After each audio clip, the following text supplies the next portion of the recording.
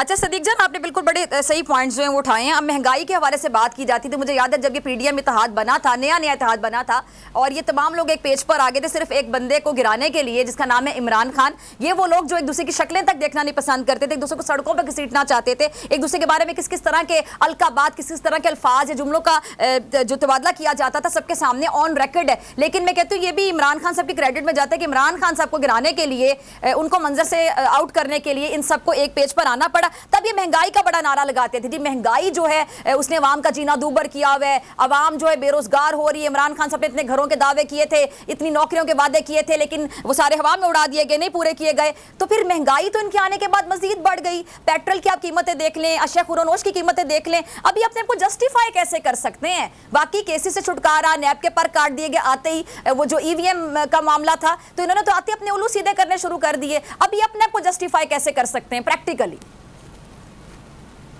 نہیں کر سکتے. دیکھیں جو چینلز جھوٹ دکھا رہے ہیں، جو بتا رہے ہیں کہ معیشت بڑی سنبھل گئی ہے، ڈالر نیچے ریٹ آیا، عوام پتہ نہیں خوشحال ہو گئی ہے، دودھ اور شہد کی نہریں بہہ گئی ہیں.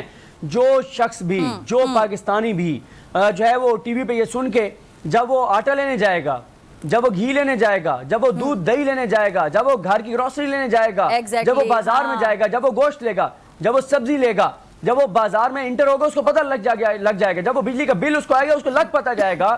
تو یہ جھوٹ جو دکھایا جا رہا ہے، جو بیانی آپ دیکھیں نا، پچھلے 72 گھنٹوں میں 8-9 نئے بیانی گھڑ دیے گئے کہ جناب وہ عمران خان نے پاکستان کے پرچم کی توہین کر دیا ہے. مجھے بتائیں کہ پاکستان کا پرچم سب سے بلند پرچم ہے.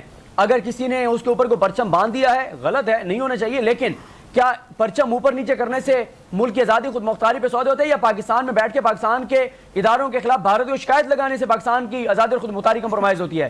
کیا پاکستان کی توہین پاکستان کے پرچم کو اونچے نیچے کرنے سے ہے، یا پاکستان کی توہین یہ ہے کہ آپ بھارت میں جا کر کہیں کہ پاکستان کی فوج جو ہے وہ پاکستان کی دشمن ہے؟ تو یہ بات ہے. دیکھیں جو بھی پاکستان کے اداروں کے خلاف کام کرتا ہے، جو بھی پاکستان کے اداروں کو کمزور کرنے کی بات کرتا ہے، جو بھی پاکستان کی عدلیہ کے خلاف بات کرتا ہے، وہ کسی صورت بھی پاکستان کا بھلا نہیں کر رہا. کیونکہ پاکستان کے تمام ادارے معزز ہیں، پاکستان کے تمام اداروں کی مضبوطی سے پاکستان آگے بڑھے گا.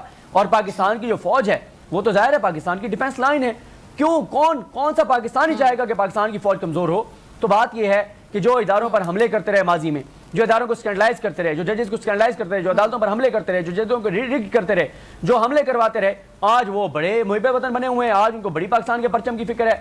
بھائی پاکستان کے پرچم کی اتنی فکر ہے تو اس وطن کی اس سے زیادہ توہین کیا ہو سکتی ہے کہ یہاں کا 3 بار کا وزیر اعظم یو کے اداروں کے دھکے کھاتا پھر رہا ہے. اللہ کا واسطے مجھے پاکستان میں بھیجنا، خدا کا واسطہ ہے مجھے یہاں رکھ لو، میں پاکستان نہیں جانا چاہتا. بات پاکستان کی کرتے ہیں، خود کو کہتے ہیں پاکستان کا بیٹا ہے. کاروبار باہر، اثاثے باہر، جائیدادیں باہر، اولادیں باہر، شادیاں باہر، سب کچھ باہر، علاج باہر.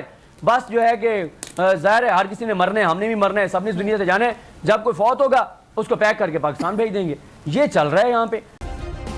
سبسکرائب کریں اور بیل دبائیں تاکہ کوئی خبر رہ نہ جائے.